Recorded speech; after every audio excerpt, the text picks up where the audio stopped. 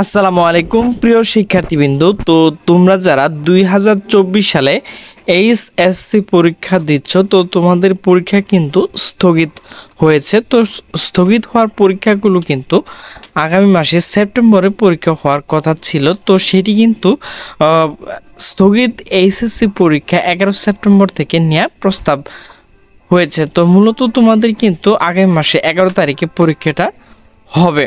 তো চলো বিস্তারিত দেখে নেই।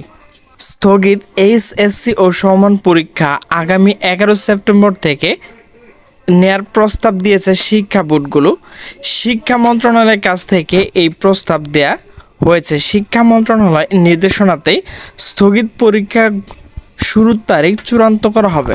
মঙ্গলবার 13 আগস্ট রাত শিক্ষা বোর্ড মৌজা আন্তঃশিক্ষা বোর্ড সমন্বয় কমিটির সভাপতি ও ঢাকা শিক্ষা বোর্ডের chairman Tapan Kumar Sarkar the daily ক্যাম্পাসকে এই বিষয়টি নিশ্চিত করেছেন।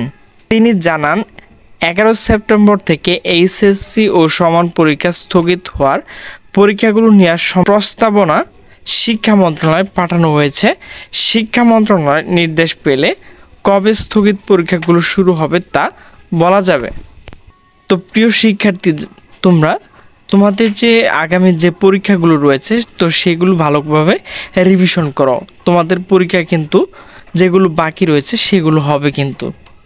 তো আমার ভিডিওটি যদি ভালো লাগে তাহলে অবশ্যই লাইক, কমেন্ট এবং শেয়ার করবে এবং নিচে সাবস্ক্রাইব বাটনে ক্লিক করে অলে ক্লিক করে দেবে। তো সকল সুস্থ থাকবে, ভালো থাকবে। আল্লাহ হাফেজ।